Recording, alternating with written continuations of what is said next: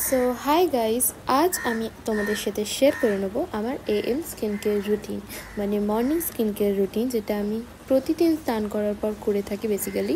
So বেশি কথা না বলে ছোট্ট ভিডিওটি শুরু করা যাক।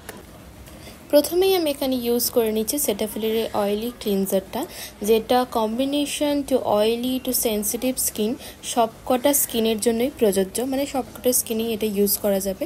তো আমি এটা এখন অ্যাপ্লাই করে নিচ্ছি ভালোভাবে। এই ক্লিনজারটার টেক্সচারটা একদম ওয়াটার বেসড, মানে আমার মতো অয়েলি স্কিন পাবলিকদের জন্য এটা তো একদম best product. You can see কীরকম জলের মতো গড়িয়ে পড়ছে, তাই না? যাই হোক, এবার এই ক্লিনজারটা ভালোভাবে ফেসের মধ্যে অ্যাপ্লাই করে 2 থেকে 3 মিনিট ভালোভাবে রাব করতে হবে।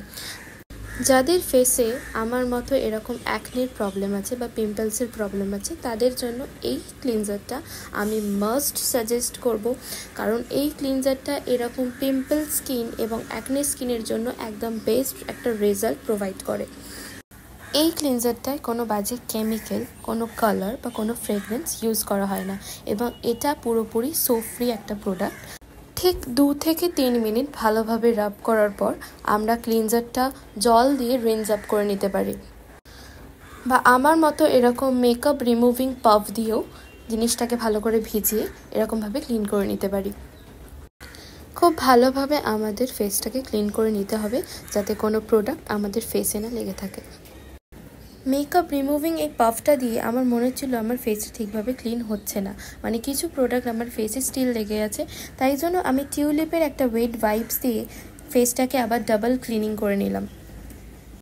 ক্লিনজিংটা এই স্কিন কেয়ারের মধ্যে সবথেকে বেশি গুরুত্বপূর্ণ একটা স্টেপ, যেটা না করলে আমাদের স্কিনের মধ্যে যে অয়েল, যে ডার্ট, যে পলিউশনগুলো জমে থাকে পোরসের মধ্যে, সেগুলো কখনোই আনলক করা যাবে না।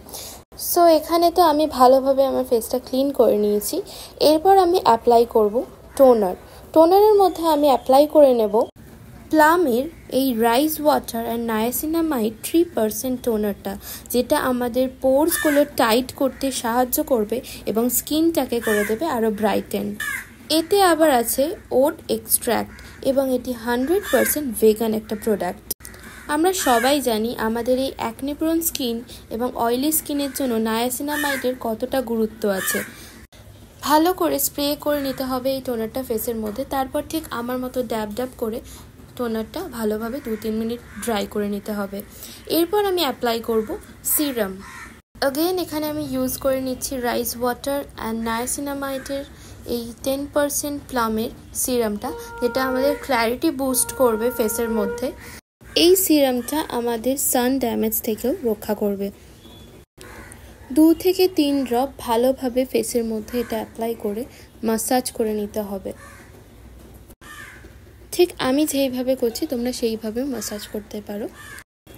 এরপর সিরামটাকেও কিছুটা ড্রাই হতে দিও নেক্সট স্টেপের জন্য, মানে একটা স্টেপের জন্য আমাদের 2-3 মিনিটের জন্য অপেক্ষা করতে হবে।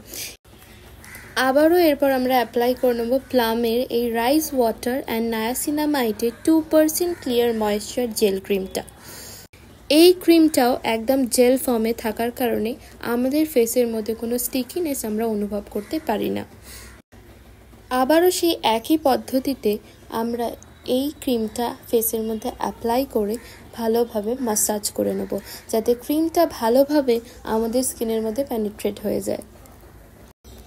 অয়েলি স্কিন হবার সত্ত্বেও স্নান করে ওঠার পর সবারই মনে হয় আমার মতো স্কিনটা একটু ড্রাই লাগে, তাই জন্য আমি ইউজ করে নেব সেটাফিলের এই ময়শ্চারাইজিং ক্রিমটা, যেটা dry two sensitive two normal skin সব স্কিনের জন্য একদম পারফেক্ট।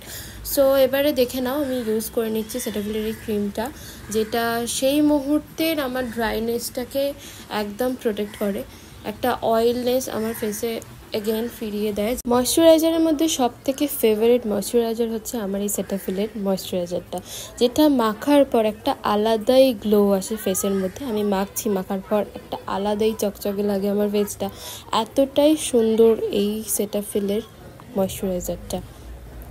ময়শ্চারাইজারটা অ্যাপ্লাই করতে করতে আমি একটু আমার ফেসটা ম্যাসাজ করে নিই, যাতে ভালোভাবে ক্রিমটা আমার ফেসের মধ্যে অ্যাবজর্ব হয়ে যায়। You can see the result, কতটা ফেসটা আমার গ্লো করছে এই ময়শ্চারাইজারটা লাগানোর পর। এরপর স্কিন কেয়ারের মধ্যে যেটা রামবান সেটা হলো সানস্ক্রিন। এবার আমি ইউজ করে নেব এই সানস্ক্রিনটা। এটা ল্যাকমি 925 সান এক্সপার্ট জেল সানস্ক্রিন, যেটার মধ্যে SPF 50 PA++++ আছে, যেটা আমাদের স্কিনটাকে সান ড্যামেজ এবং সান ট্যানিং থেকে প্রোটেক্ট করবে।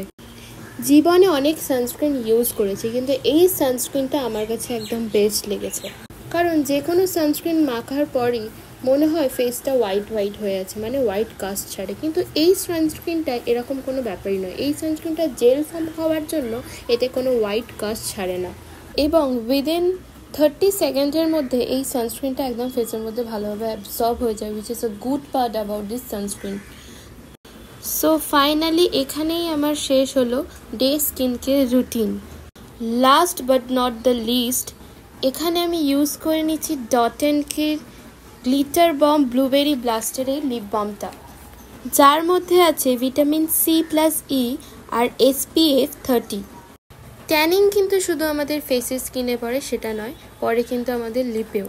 তাই এতে SPF 30 থাকার জন্য সেই ট্যানিং থেকে আমাদের মুক্তি দেয় এবং আমাদের লিপকে করে সফটেনার, ব্রাইটেন। দিনে পুরো এই স্কিন কেয়ারটা করার পর কতটা গ্লো করে ফেসটা তোমরা তো দেখতেই পারছো। আমার এই ভিডিওটি যদি ইনফরমেটিভ লেগে থাকে তোমাদের, তাহলে ছোট্ট একটা কমেন্ট করে দিও, আর লাইক তো করতেই হবে। এবং তাড়াতাড়ি করে সবাই আমার চ্যানেলটা সাবস্ক্রাইব করে দাও আরও নতুন ভিডিও পাওয়ার জন্য। Thank you for watching guys, টাটা, লাভ ইউ অল।